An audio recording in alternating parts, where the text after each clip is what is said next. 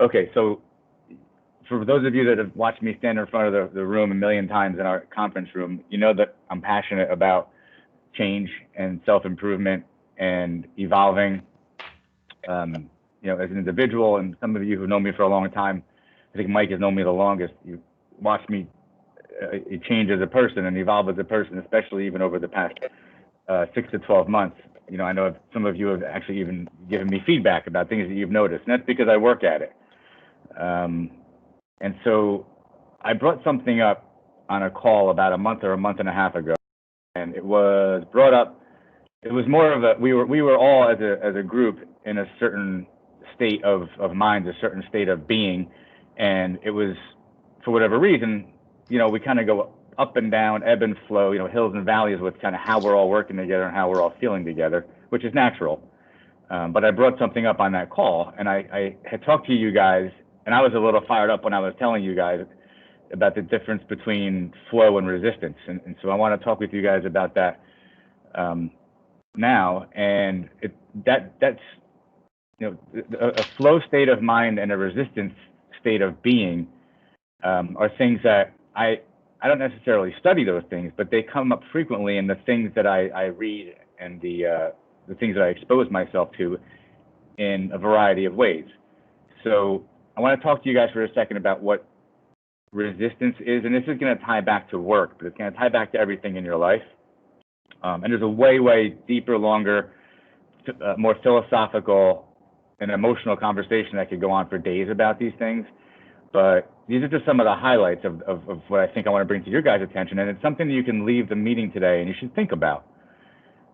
So let me just talk for a second about resistance and what it is. And in simplest terms, it's going against the flow, right? And when you're in a state of resistance, whether it's in work or in a relationship, whether it's with a girlfriend or boyfriend, or whether it's with a friend or a family member, it's still in a relationship. It could be in your finances. It could be with health-wise. When you're in a state of resistance, or you're going against the flow, one of the things you notice is your thoughts maybe are negative, or even your physical presence, your physical being. Maybe you're tense. Maybe you have pain in your body. You begin to learn to recognize what it feels like when you're in resistance. But if you start to ask yourself, why do you even exist in a state of resistance? It kind of dials back to like this need to be in control of things because you want to feel comfortable and safe. So you often may find that you're resisting anything that's going on around you because it makes you feel uncomfortable. I think we all know that control is really an illusion. You really have no control over anything but yourself. And so if you're focused on yourself and you're focused on why it is that you're feeling the way you're feeling, it gives you at least the ability to recognize that you're in a state of resistance. Another reason that you might be in a state of resistance is because you're afraid of change. And that does tie into control. If you think that if you're afraid of change, and you think at any given moment, it could be changing where your office is, where your seat in the office is, like physically. Anything that's any sort of change could cause you to go into a state where you need to feel like you got to control it, and you'll do all these things to feel comfortable and safe, but that's all a state of resistance. There's nothing positive about any of that. It's all the opposite of flow. It ties into the idea of what you focus on. It defines how you act and how you feel. So if you're focusing on needing to be in control of something, that's going to cause you to do all these actions that cause you to want to control the outcome, but you have no control over any outcome anyway. And it causes you to feel a certain way. It's all resistance. And people around you can feel that energy. The reality is different than what you might think it is. And you guys can relate to that because we oftentimes talk about the stories that everybody creates. And everybody on this call at some point or another has created a story, including me. And then we act out based on what we think that story is or what we think the truth is. But the reality is we miss the meaning completely. And it could be a technical problem, more applicable, and you could be going down an entire path with a technical problem because you created the story from the very first second that you think it's this, when the reality is it has nothing to do with what you think it is. That's resistance because you weren't open-minded and you felt like you had it, you wanted to feel comfortable and safe, and comfort and safety comes from the idea that you know what you think the problem is. versus the opposite of being open-minded and realizing, let me think about this in a whole different way. So you have to, part of resistance is the reality that reality is oftentimes different than what you think it is. That's a very scary thing to actually be open to, and that's fear, right? So you don't want to think that the reality is. What if your reality really was different than what you thought it was? That's mind blowing. I mean, you can lose yourself in that, and it could actually drive you crazy. But there's a balance of really realizing that what you think is real might not be real. All this leads to negative feelings, right? It leads to negative thinking, and it could exhibit itself in the need to feel right all the time, right? So the need to be right is resistance. And again, I'm going to tie these back to some things that go on in our company, but the need to be right, that's resistance. If you think you're right, maybe you are right, but maybe the reality is different than what you're thinking. So maybe you're so dug in and you're so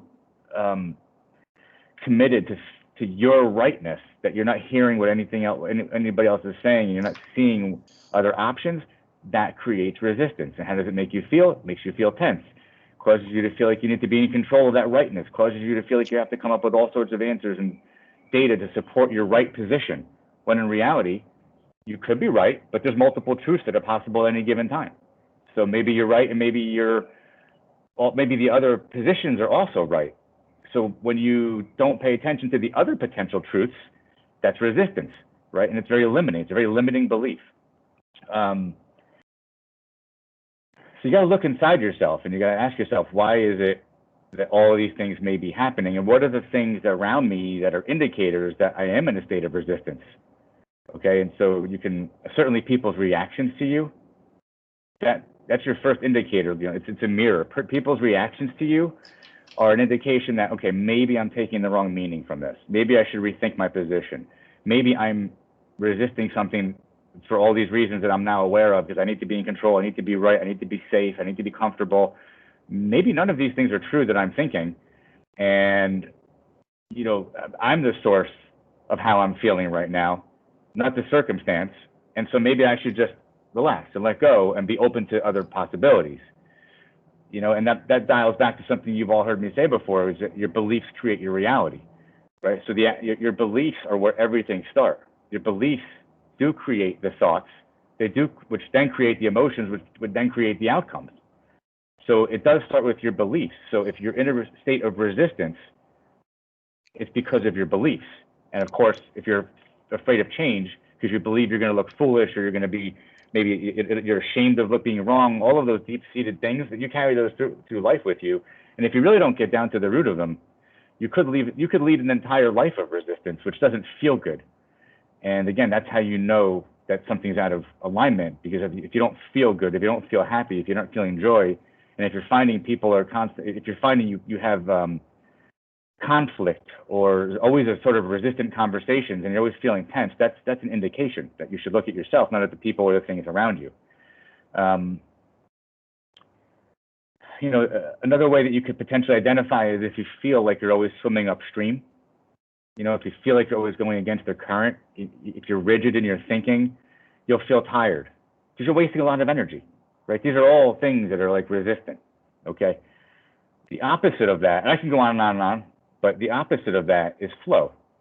And I think that, I strive for a state of flow versus resistance. And so I do a lot of inner work, and I have been for years, but it's really only in the past 1 to 2 years that all the years of my own work has actually kind of created this, it could be wisdom, but it's created more of a state of flow, and it's continuing to get better and better. So what does flow feel like? It feels like effortless action, right? It's much more effortless. It just feels more natural.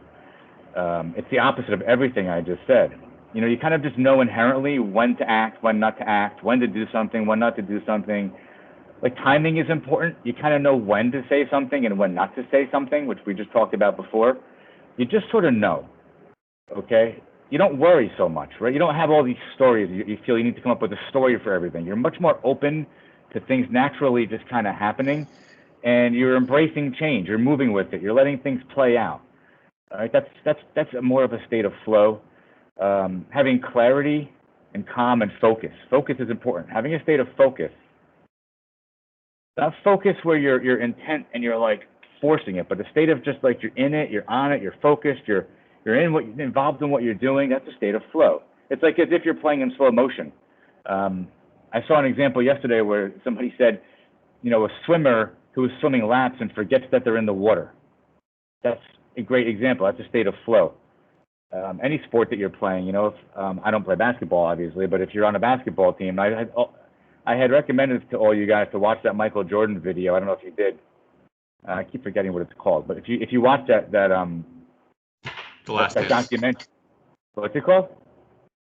The Last Dance. It's if on you Netflix. watch that, you do get a sense of what it means to be on a team that has flow, right? And they just all knew where to be, when to be there. The ball just shows up. It's just happening because everybody together it has this effortless action, and there's no stories, and you're just moving with it. You're letting it happen, and you have clarity and focus.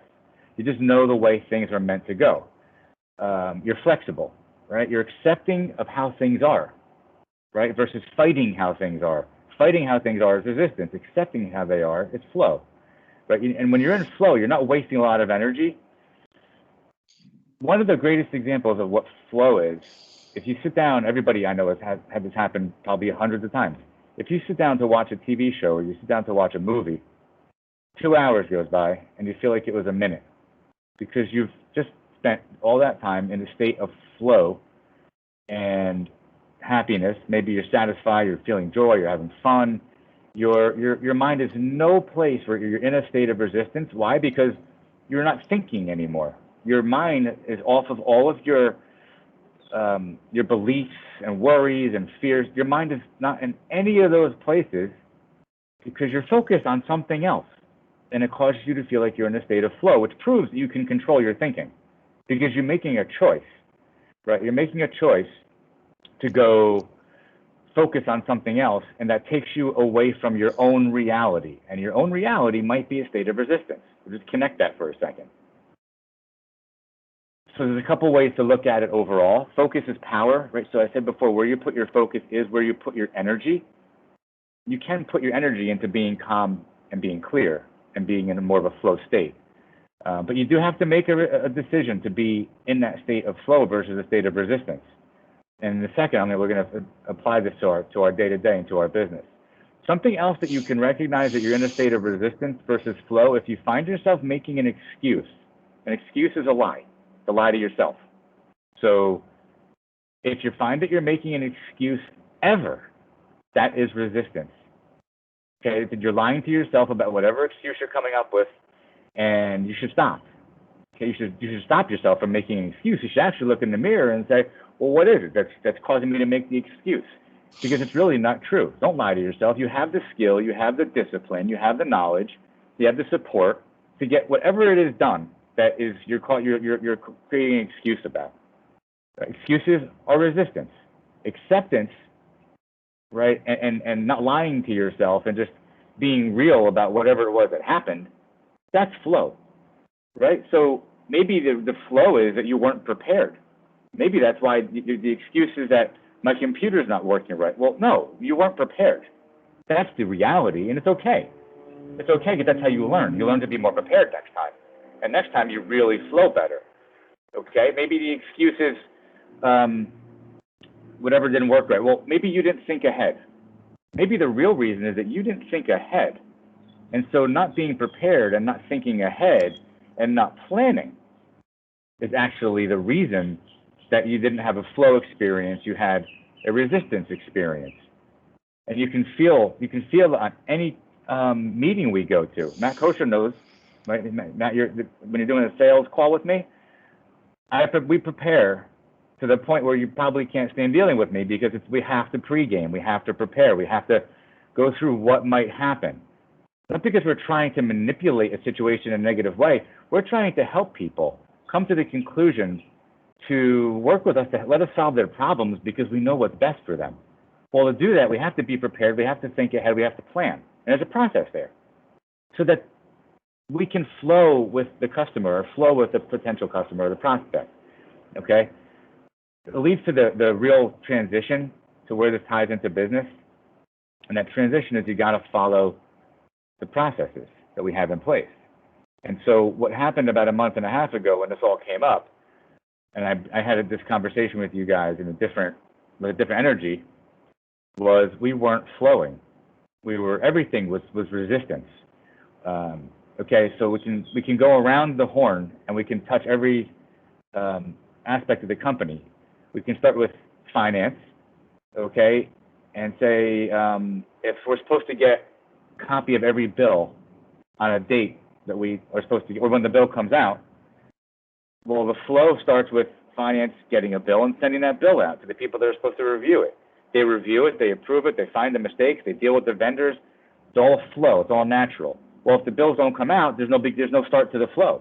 If the bill does come out and the people that are supposed to review it don't ever get to reviewing it, the bill just gets paid. That's not flow, that's resistance, because now we're overpaying our vendors for services that we shouldn't be overpaying for. And that ties into the company, losing money.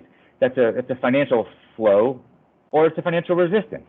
You have to follow the processes, right? The processes are there for a reason. They're there to create a system to work within to give you the opportunity to flow.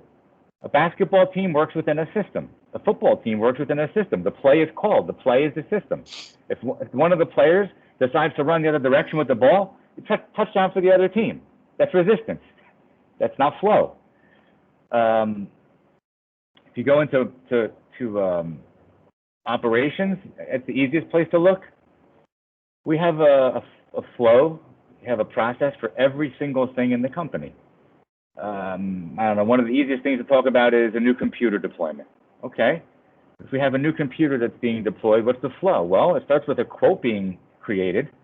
Well, we have to get that quote created. Well, the flow begins with usually Mark or Nancy getting a proper quote, getting a proper equipment. Well, how does that start? Getting good information. We have to make sure the information is correct so that when we get the equipment that we're going to recommend to the customer, that it's solving their problem. It's meeting their needs. That might mean you have to make a phone call or two. That's flow. It's natural. It should just happen. When we get to send out that quote for an approval to a customer, that's another flow. It's a literal flow. It comes back, things get processed, everything happens, place the order, comes into the office, it gets delivered. Okay, well, operationally, whoever's going to take the computer and build it, you got a check sheet. You got to follow the process. You got to follow the check sheet. Oh, we hope the check sheet is right, but you know what? As part of commitment and discipline, and you not making excuses, we'll make sure the check sheet is right. If the check sheet is wrong, you fix it. That's you owning that. That's not saying the check sheet was wrong. That's an excuse. Check sheet might be wrong. Things change. That goes back to, well, what is resistance? Resistance is resistance to change. Flow is realizing that change is important and going with the change and saying, oh, I know what this is for customer X. I know that this is missing something. Let me change the check sheet and tell everybody. That's flow. That feels a lot better to everybody. The excuse doesn't feel good, right? So you can track resistance and flow back to how it feels in the moment. That's your barometer. That's your gauge. That's your dashboard. If it doesn't feel right, you're in resistance. If it feels really good, you're probably flowing. Machine gets built. Follow the flow. It gets deployed. Are we sending the right person with the right skill set on site? Everybody on this call has a different skill set. It's just the way it is. It's okay to accept that. Well, if we send somebody to go deploy something who doesn't really have the experience that we want, which is the confidence that they need to go deploy it correctly, that creates resistance. And so if we do that, the resistance is the person's on site spending more time than they need, the customer is getting maybe something deployed that doesn't work right. It's endless, all the things that can go wrong, because we're resisting the acceptance of the reality that the person we're sending doesn't quite have the skill set. So if we do that, that doesn't create flow, it creates resistance, which results in what? Long phone calls, unhappy customers, all of us wasting time, right? So you see how it all ties together. I can go through all the different parts of it. We can go to marketing, we can go to sales, we can go to we can keep going. I can go in circles and circles and circles, and give you endless amounts of examples. But I think you guys can all think of your own examples, and we can spend the rest of the day on them. The key is you've got to actually be able to recognize where you are. Are you in a state of resistance, or are you in a state of flow? It does require self-awareness. It does require stopping and thinking. It requires you to be in touch with how you actually feel emotionally, but also physically. Because when you're not flowing, when you're resisting, you typically don't feel good. Something doesn't feel right, and you can kind of just go with that. You get a gut feeling. It's all these things. You have to be able to recognize it. If you're just going through life and you're just not aware of things, when you are the resistance, or when all of you have enough resistance going on at any given time, what you're going to turn to me and say is, well, the morale's low. Okay, fair, possible, probable. Well, why is the morale low? Are we in a state of resistance or are we in a state of flow? It's not my fault because I own the company that we're in a state of flow. I'm not going to make an excuse. I'm going to actually say, okay, we're morale's low. Let's talk about it. Let's look at it. What's going on? And you guys are all going to give me examples. Well, when he does this, this happens, and everybody's not picking the phones up, and nobody's doing this, and nobody's doing that, and this one didn't. Those are all just excuses. They're all reasons. They're all symptoms. The problem is that each of you have fallen out of a state of flow, and you've fallen into a state of resistance. You might even be resisting the picking up the phone. That's one of the common things. If you're not picking the phone up, then what you're doing is you're creating resistance because you know that there is a certain acceptance of the way things are supposed to be. It goes on and on and on. But when we get to a place where we were like a month and a half ago or 2 months ago, when everybody's like, things just start feeling like they're not feeling good. We're all feeling like we're down. That's what happens when you get into a state of resistance. And everybody as individuals has to stop. You have to hit the brakes. You got to slow down. And you got to say, all right, where am I at? What am I doing to contribute to this? What am I doing to cause this? Why do I feel like this? Let me fix myself. Let me talk to my coworkers. Let's all talk as a team. Let's get ourselves back on track. But let's not blame each other because that's not going to help. That's actually resistance. Blame is resistance. Blame is actually you as an individual not wanting to look in the mirror at what you're doing wrong. That's what blame is. Blame is like the corporate salute. Oh, it's everybody else, not me. No, it's always you. It's always me. It's always us as individuals. So I wanted to just talk about that at that high level. But every one of you guys and girls, all of you know that when we have a valley and we feel like the morale is different than we want it to be, or we're not feeling as good as we want to on any given day or week, that is contagious. It does impact everybody. It's toxic and it's cancer. It spreads quickly. The answer is to get yourself out of resistance. You could say, I don't love my job. I'm just doing it for the money. That's resistance. Now we all are doing it because we need to make money, but we should also be doing it because we get satisfaction. We get joy. We enjoy working with each other. We enjoy helping other people, which is the number one most important thing.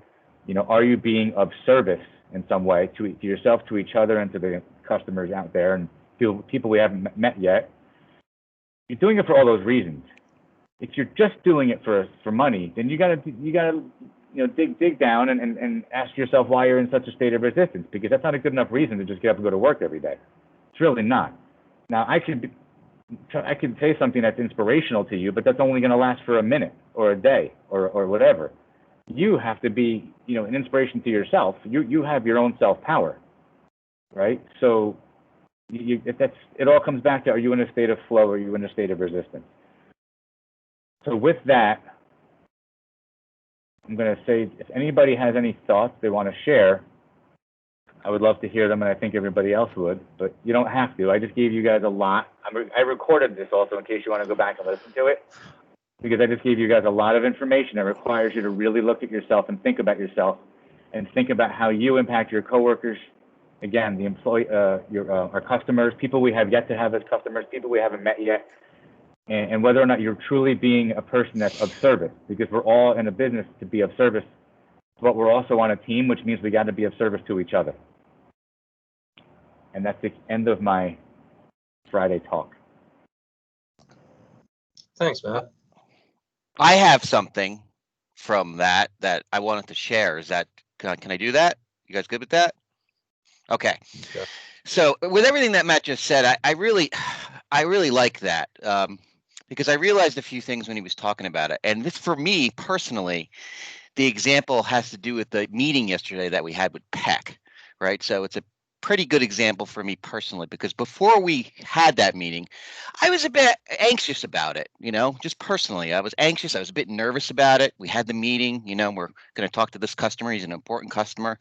This is an important, job for us that we want to sell this to him, sell this project to him.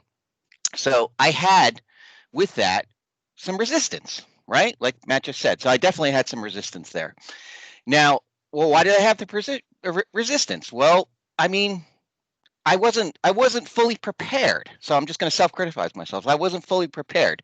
There was a moment we were in the meeting, because I know you all weren't there. There was a moment we were in the meeting where I think there was a particular document that Matt needed, and I misunderstood it of what he asked for. But if I had been more prepared, I would have known what he needed beforehand. Like if I would have pre-gamed a little bit more or done a little bit more and said, hey, this is not something I need to fumble around and try to get. I have it right here. So when Matt hits his cue, like a team, he hits the cue, boom, boom, you got it. Okay, this is, he just has to say it, and I'm right there with it. And when I'm on game in flow, that's how it works. But if I got some resistance, that's not how it works. And I resisted so much for whatever reason, I blew up my computer. My computer shorted out right in the middle of the meeting, right at that moment. So for me personally, was a perfect example of kind of just how that happened for me personally. So that was it. I just thought it was kind of interesting that it was so right at that moment, it was so powerful that whatever it was, whatever you believe in, that my computer blew up and shorted out right at that moment. Like and I had to replace my motherboard. I had to replace my motherboard last night. I tried to turn it positive, so I built a computer last night, basically, which is one of the things that brings me joy. So, at least I ended up with something a little bit better. So, try to turn it on the positive side. There you go. Nice. Thanks for sharing that, Tom. Yes, that's for myself. That's how I think that applies, and then I can take it now, and as we change my personally change how I'm looking at things to make something like that go better than it did. So I could kind of piggyback off of that as well. A lot of you have known me over the years. I've been with Mindcore for almost 5 years now. So you've known me from when I started the company until what I am now, like a different person almost completely. In the beginning, I was probably a lot more resistant to a lot of things because I felt like I was underwater. I felt like I was very stressed. But over the years, the company's improved to a point where we have so many processes and flows where everything just goes. And of course, I've gotten a lot better at IT, but that's aside from the fact. But last year, let's say last November, I was so stressed out. I was doing projects from the moment I woke up to the moment I went to sleep. I was getting everything handled to the point where I could, but I was so stressed. I was always in a deep state where I was just not happy. I don't know what really changed. I think I just got either accustomed to it or, I got more experience with projects. Everything started to flow better. But around March, April this year, I really focused on my mindset to change myself and how I was acting and working. And everything just kind of fell into place once I started doing that. I became a much happier person. I'm not nearly as bad as I used to be. So it just takes time. Even yesterday in the meeting, I wasn't given that much of a I wasn't aware that I was going to be presenting as much as I had to present yesterday. And instead of just being fuck it, I'm just gonna wing this. I was ready to do it, and I did it. So that's about the PEC meeting. So when Tom's computer blew up, he was gonna do the Citrix Cloud, and then it was just Colin, can you do the Citrix Cloud? And I was like, yeah, my computer died. I still feel bad about that. So I mean, I think I did an okay job. I'm not the greatest at doing that kind of stuff yet, but I'll get there. That's life. It's experiences. But that's my 2 cents. Yeah, I think you did awesome. You did an awesome presentation. Thank you, Jay. Yeah. Thank you. Yeah, what Matt had to say really means a lot to me. The whole idea of resistance versus flow is something that I've always been, it's something that's always been close to my heart since I was in high school. When I was younger, especially in high school and in my early 20s, I had a really hard time accepting things for the way they are. I maybe was too much of a control freak, things like this. And so I had to kind of get with that. And I really think the one really big important part about what Matt had to say too is the using your feelings as kind of like a compass. When you that feeling that you're fighting upstream, that says something about what's going on. So I just wanted to reiterate that.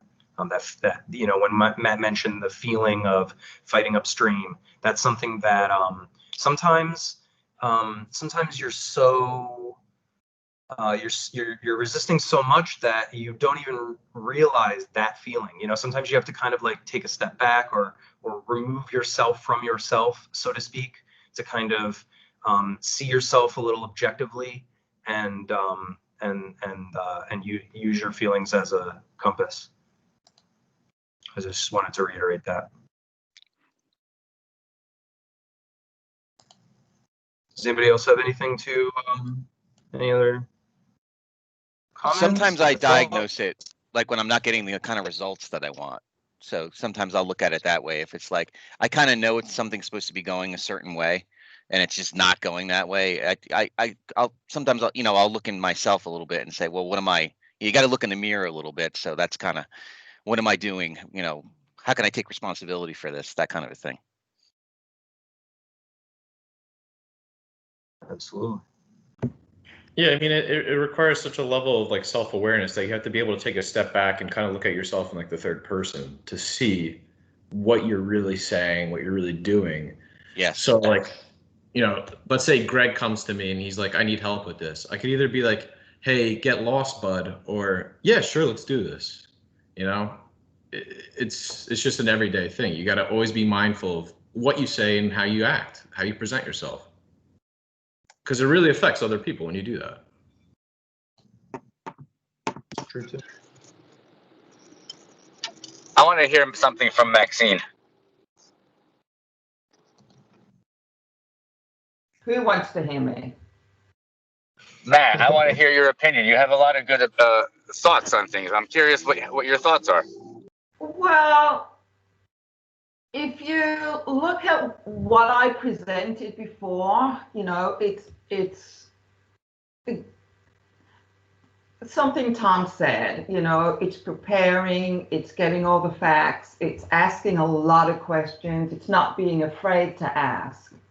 If you have any doubts, it's just always good just to be prepared. And if you just have that slightest bit of doubt, it's always better to just confirm that. It's always just better to be in a good place and just to feel good. And with regards to the flow of things, in that regard, you're absolutely right. I mean, things do function better when you actually do follow the flow. I have a tendency to make my own determination as to when you brought up the bills. If the bill is exactly the same, it's like, well, why should I send it? It's exactly the same. It's already been approved. But that's not following the flow, because you may have, you might want to make some changes, and just by sending that bill, it'll kind of just make you reflect on that. So that's something Maxine, but pause for a sec right there. So that's a great, that moment. Yeah. Just let's see, to Maxine, Jared, Tom, like we can relate, the four of us, to that moment. Oh, I'm hearing an echo back. I'm not going to say what I was going to say because I'm echoing. Go ahead, Maxine. We can hear that too. I forget where I was. It's following the flow. It's to be consistent with the flow and not change the flow because of your own thought process. That's something I got from that.